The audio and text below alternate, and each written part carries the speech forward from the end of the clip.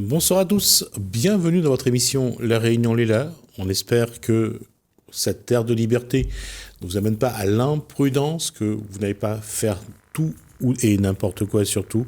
Et surtout, veillez à respecter les gestes barrières, à prendre les mesures pour ne pas se contaminer et ne pas contaminer les autres. C'est important. On va essayer d'apporter quelque chose qui aide un petit peu, qui soulage un petit peu, c'est revoir le cinéma, voir un petit peu. Qu'est-ce que le deuxième festival, organisé par Armand Dauphin et sa compagnie, emmène donc à La Réunion, c'est dans Cosmo Réunionnais.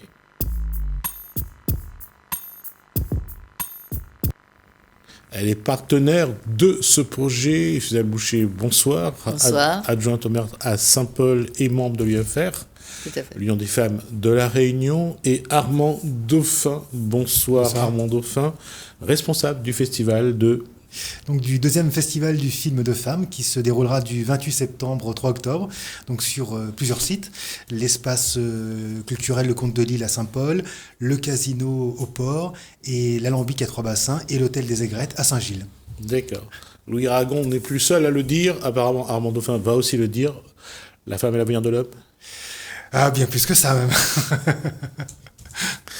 Ça veut dire, alors, quel est l'objectif Est-ce qu'il y a un thème particulier pour les femmes cette année ? Il n'y a pas de thème particulier, donc c'est un festival généraliste qui présentera des longs métrages de fiction, des longs métrages documentaires, des courts métrages, des moyens métrages. Et donc l'objectif, c'est de parler de la femme de manière générale, des difficultés qu'elle rencontre en tant que femme. Mais aussi des bonheurs qu'elle peut vivre avec des films qui aussi amènent des moments de détente et des beaux parcours cette année avec des beaux biopics féminins. Suzanne Boucher, la femme au cinéma, elle est dans son rôle qu'on attend ou on a catégorisé ? Absolument pas. Je trouve qu'il y a une évolution quand même du statut de la femme dans le cinéma, à la fois en tant que comédienne, mais aujourd'hui, beaucoup, et Armand ne va pas me contredire, sur la réalisation et sur les productions. Donc aujourd'hui, nous avons quand même un grand nombre de femmes qui sont réalisatrices et productrices de films, et je trouve que nous, en tant que déjà mairie de Saint-Paul, je vais intervenir à ce titre, vous dire combien la ville est heureuse et honorée, en tout cas, d'accueillir cette deuxième édition, puisque la première édition a eu lieu sur la ville du Port, et que cette année, nous sommes pleinement partenaires, la ville de Saint-Paul, évidemment la ville de Trois-Bassins, ainsi que la ville du Port, comme le précisait tout à l'heure M. Dauphin. Et à Saint-Paul, ce sera à l'espace Le Comte de Lille, sur 4 soirées, et la soirée d'ouverture va se dérouler chez nous également le 28 septembre, le mardi soir, 28 septembre, avec un film extraordinaire qui sera donc un biopic de Frida Kahlo, et étant donné qu'on connaît la vie de cette peintre mexicaine, et que pour nous, ce sont des exemples aussi. Ces femmes qui sont présentées, ces biopics qui sont présentés dans cette seconde édition montrent ces femmes qui justement ont mené une vie peut-être difficile, mais en tout cas de combattantes, et qui sont aujourd'hui dans la lumière, et qui ont été en tout cas dans la lumière, puisque certaines ne sont plus des nôtres. Je pense que le rôle de la femme dans le cinéma est important, et surtout il a évolué avec le temps, et il a bien évolué surtout. Quand on parle de celles qui ont joué dans les années 50, entre autres, c'est l'actrice qui a joué Cléopâtre, le temps que je retrouve son nom, à celle qui va jouer qui est partenaire avec Schwarzenegger dans Terminator, à Naomi Watts qui joue le rôle d'une femme qui doit choisir entre son enfant qui est le plus âgé et le plus petit quand il y a l'inondation en Thaïlande. Naomi Watts. Le rôle de la femme on a l'impression que c'est pas simple de faire jouer une femme dans un film. Je crois que déjà c'est vrai qu'il y a beaucoup d'hommes qui écrivent des films, ouais. Même s'il y a de plus en plus de femmes qui sont réalisatrices, qui sont scénaristes et même productrices au jour d'aujourd'hui. Après c'est vrai que on a une évolution. Là, c'est vrai qu'on va passer, par exemple, cette année, Lara Croft avec Angelina Jolie, qui n'a rien à envier à aucun autre héros. Lara Croft n'a rien à envier à Terminator. Maintenant, c'est vrai que ça prend un petit peu de temps, mais on a quand même aujourd'hui de plus en plus de femmes qui sont présentées comme des femmes qui sont aussi des héros comme dans les Marvel, hein, elles sont aussi très présentes, donc il y a une réévolution. Et puis je pense aussi que pendant très longtemps, pour reprendre un titre de film, Sois belle et tais-toi, on a beaucoup demandé aux femmes au cinéma d'être simplement jeunes et belles, et qu'aujourd'hui on a des actrices qui, comme Meryl Streep, font un parcours énorme et montrent qu'elles sont, malgré le temps, c'est avant tout leur talent, et elles restent magnifiques à leur âge. Quand on parle de Jane Mansfield, par exemple, ou Ingrid Bergman dans Casablanca avec Humphrey Bogart, là, le rôle de la femme, elle est quand même réelle. C'est quelque chose qui marque. Mais parce que ce cinéma-là a été encore, j'allais dire, l'environnement était assez allégé. Donc on voyait le rôle des stars, finalement. Mais aujourd'hui, quand on regarde tout ce qu'on amène en matière de numérique, en matière de trucage, même les acteurs, hein, que ce soit des acteurs masculins ou féminins, les rôles ont quand même beaucoup perdu en force. C'est vrai que quand on voit de toute manière l'évolution de l'histoire du cinéma, qui a considérablement changé, c'est vrai que je me suis moi-même plusieurs fois posé la question pour un cinéaste que j'aime beaucoup, qui est François Truffaut, en me disant, est-ce qu'aujourd'hui François Truffaut, des gens comme Éric Rohmer pourraient encore faire des films aujourd'hui? Je n'ai pas la réponse. Maintenant, c'est vrai que la société a évolué aussi, avec Internet, avec tout ce qu'il y a eu ici en parallèle, et qu'aujourd'hui, c'est vrai qu'on a quand même une grande domination du cinéma américain. On a un public qui veut majoritairement des films d'aventure, on a quand même aujourd'hui toute une déclinaison de Marvel. On a Disney qui a racheté Marvel. Donc c'est vrai que le rôle de la femme, même le rôle de la star en tant que telle, qui était avant, en France on a eu Catherine Deneuve, aux États-Unis on a eu des immenses stars qui étaient magnifiées, qui dégageaient quelque chose. Aujourd'hui c'est vrai qu'on est dans un rôle qui est différent, et on a aussi toute une presse people qui est là. Suzanne Boucher, quelle a été quand elle était adolescente, quelle a été sa star féminine? Ah oui, moi j'avais des stars italiennes qui étaient pour moi des représentations de stars, mais pas des représentations de la femme telles que nous pouvons le voir aujourd'hui. Sophia Loren, Gina Lollobrigida. Mais je trouve que de plus en plus que l'on observe, c'est que finalement le visage de la femme que nous voyons à travers le cinéma est beaucoup plus réaliste aussi. Nous sommes sur des femmes qui sont dans un contexte de réalité, avec leurs difficultés, ce que nous allons soulever évidemment dans le cadre de ce festival Le Temps des Femmes, avec leurs difficultés, avec leurs défauts, mais surtout avec leur force, parce que ce que nous voulons montrer aujourd'hui, c'est que ces femmes que nous voyons à travers ces films qui nous seront présentés sont des femmes battantes, sont des femmes de combat, sont des femmes qui ont traversé des épreuves extrêmement difficiles, mais qui, au final, ont réussi et qui sont résilientes aussi quelque part. Donc, ces images de femmes là que nous voyons aujourd'hui à travers le cinéma nous permettent davantage d'être plus près de la réalité, et on peut se transposer aussi. Et je pense que ce festival du Temps des Femmes qui nous attend à partir du 28 septembre va nous permettre justement, à travers un certain nombre de documentaires qui seront présentés par Monsieur Dauphin tout à l'heure, au-delà de ces films de fiction, nous allons avoir des documentaires, même des documentaires qui ont été tournés à l'île de la Réunion et qui traitent de sujets et de thématiques des femmes qui se retrouvent dans des situations difficiles et qui pourtant ont réussi à s'en sortir. Il y a eu Brigitte Bardot qui a été l'icône des années 50 à 80. Brigitte Bardot, ça aide ou pas, ou ça dégrade l'image de la femme quand on a une personne comme elle, une belle femme d'ailleurs, mais qui a une façon d'être qui parfois, j'allais dire, embête ceux qui ne veulent pas voir certaines choses à la télé?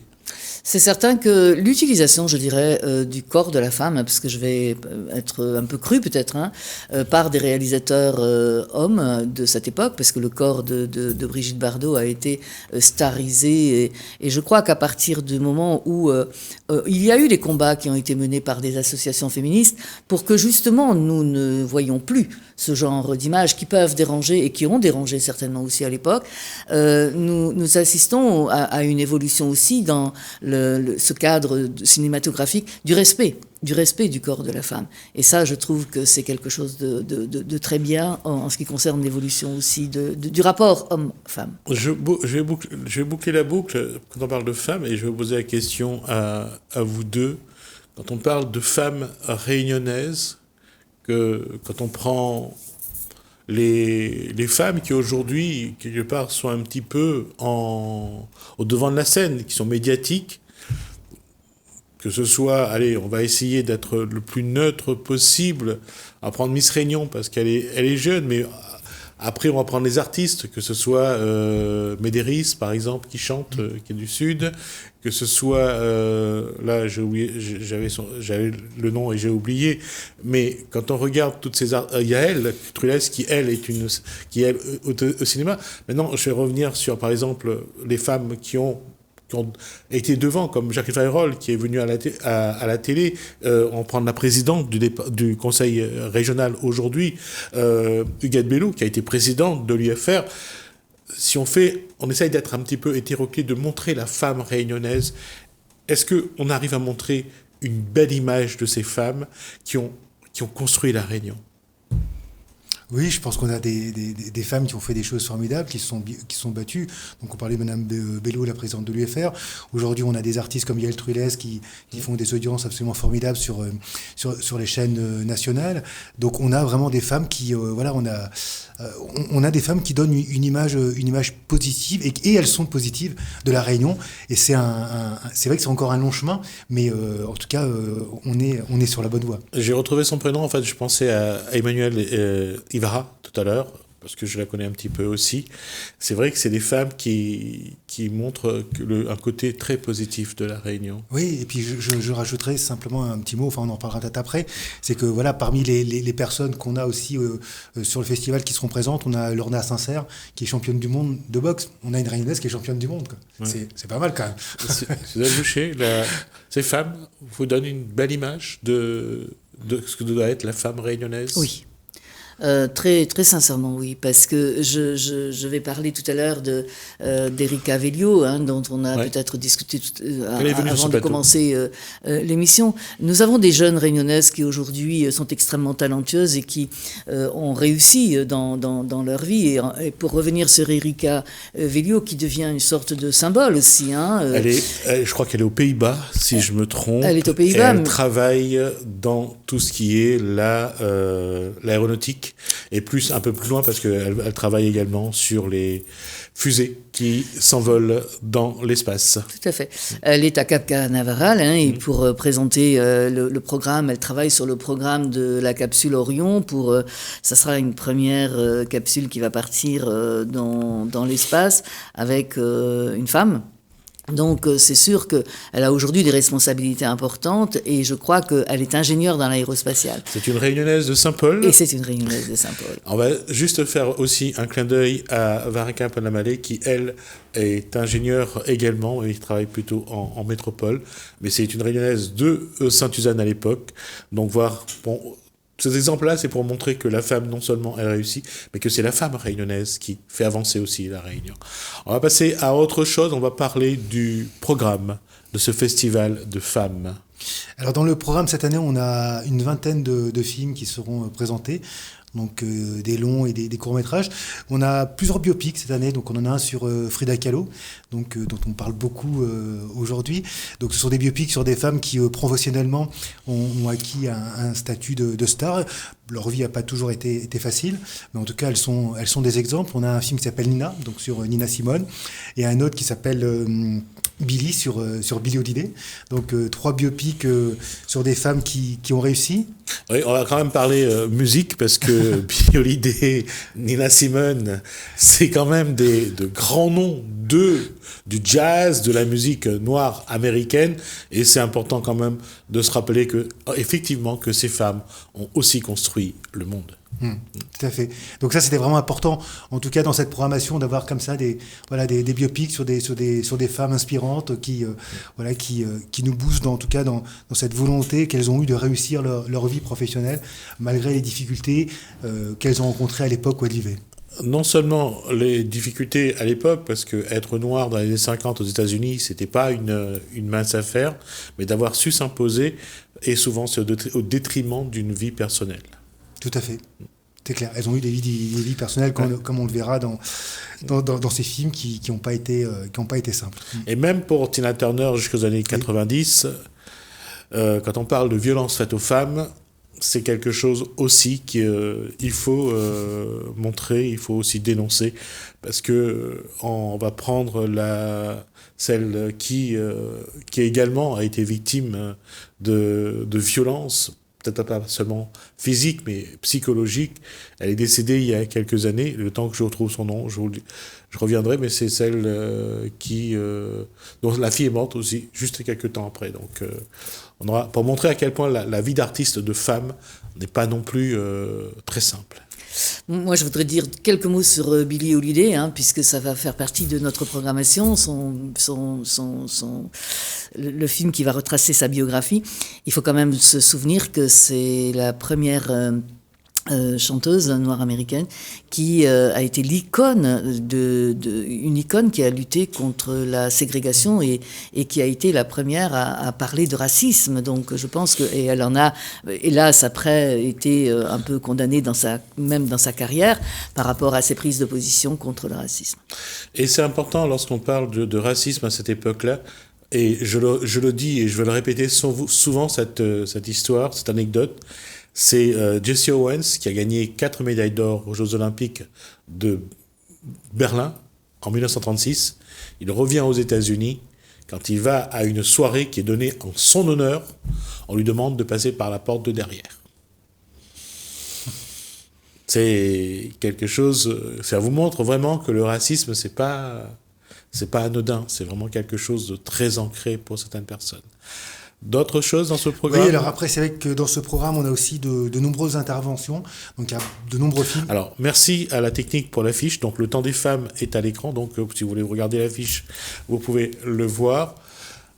Alors là, nous avons qui sur cette photo là ? Alors, donc, c'est Frida Kahlo, donc la célèbre peintre mexicaine, qui donc sera à l'honneur qui a l'honneur sur l'affiche et sera aussi sur les écrans avec ce biopic qui s'appelle Frida. D'accord. Et alors là, c'est Nina Simone, je suppose.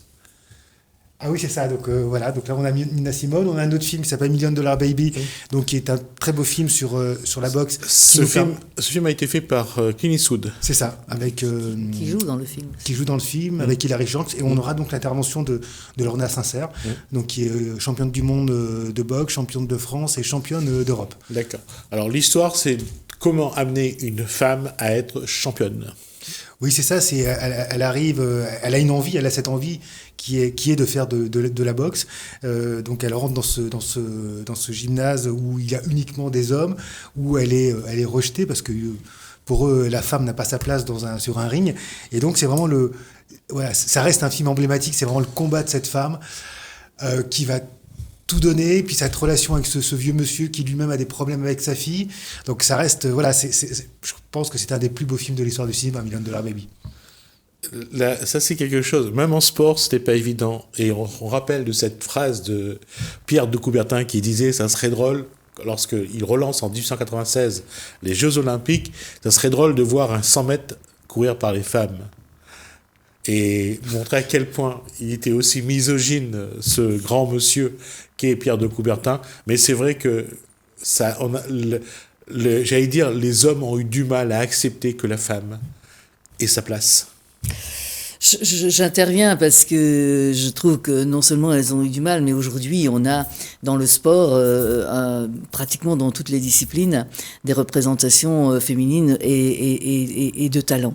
J'ai entendu hier soir aux informations que les footballeuses Ça se passe aux États-Unis, effectivement. les footballeuses américaines ont enfin obtenu, après un combat de longue haleine, et le droit d'être payé, enfin une égalité salariale pour les clubs, enfin pour les femmes. Les footballeuses internationales, pour les femmes. Parce que jusqu'alors, en fait, la différence était énorme. Je ne citerai que la différence qui existe entre les footballeuses françaises et leurs homologues masculins. Je crois que ça va du simple non, c'est multiplié par 10, je crois. C'est carrément. Plus que ça, parce que je crois qu'un footballeur peut toucher, international peut toucher jusqu'à 400 000 euros lorsqu'il joue à l'international, alors que pour les femmes, elles n'en sont qu'à 40 000, quoi. Donc le rapport est énorme. Oui, les meilleures joueuses françaises, en fait, sont autour de 15 à 20 000 euros par mois. Sur les éléments qu'on a. Donc, c'est pour montrer que vraiment, la femme a encore beaucoup de combats à mener pour trouver l'égalité. Et encore une fois, je le dis et je le répète, en France, la femme n'a eu droit à ouvrir un compte sans l'avis de son conjoint qu'à partir de 1964. Il ne faut pas croire qu'on est aussi développé que ça ou aussi évolué que ça. Le chemin est long et difficile. Nous en avons conscience. Et je pense qu'à l'UFR, le combat que nous menons ne consiste pas uniquement à défendre des situations de violence intrafamiliale, conjugale.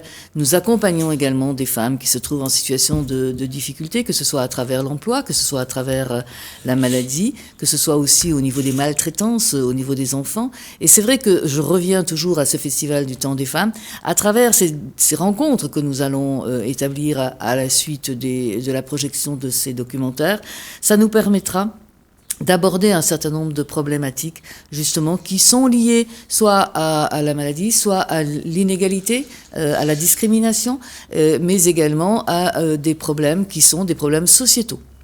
Ce festival de femmes tombe vraiment bien parce que dans ce contexte actuel où la remise en cause de la place de la femme dans certains pays est de nouveau d'actualité, je crois que c'est bien que nous puissions nous poser des questions sur ce qui se passe dans notre département, dans notre pays, voir un petit peu quelle pourrait être l'évolution. Parce qu'il y a une chose qui est vraie, c'est que la remise en cause de l'avortement aujourd'hui devient un peu trop présent et redevient une question d'actualité. Tout à fait, je veux dire, je vais laisser Armand aussi s'exprimer là-dessus, mais nous avons également, je pense, tout à fait conscience des difficultés dans lesquelles se trouvent aujourd'hui les femmes afghanes, et je pense que nous avons aussi apporté ce message à partir de la Réunion. Nous avons des messages à porter au monde, et je crois qu'aujourd'hui, dans la thématique que nous allons aborder dans ce festival, il s'agit des femmes du monde, donc nous allons parler de ces femmes qui sont effectivement des modèles, des exemples, qui ont traversé des périodes extrêmement difficiles, mais ensuite nous allons aussi parler de la condition de la femme à La Réunion, mais qui va avoir des résonances avec la condition des femmes dans le monde. Juste pour terminer, parce qu'on a déjà dépassé le temps, voilà, qu'est-ce qu'il faut regarder aujourd'hui dans ce festival ? C'est un festival qui est un véritable espace de parole, où on parle de la femme. Les hommes sont bien évidemment les bienvenus, ils étaient très nombreux la première année, donc on va aborder différents sujets de santé, comme l'endométriose, le cancer du sein.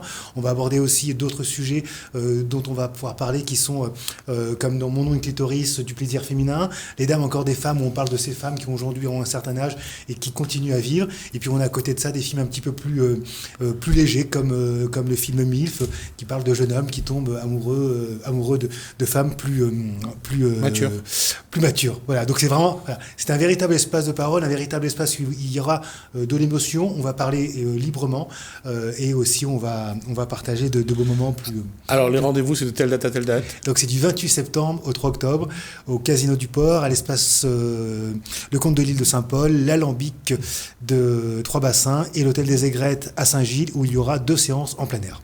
D'accord. Merci Suzanne Boucher pour cet échange. Je vous rappelle, vous êtes adjointe au maire à Saint-Paul et membre de l'IFR.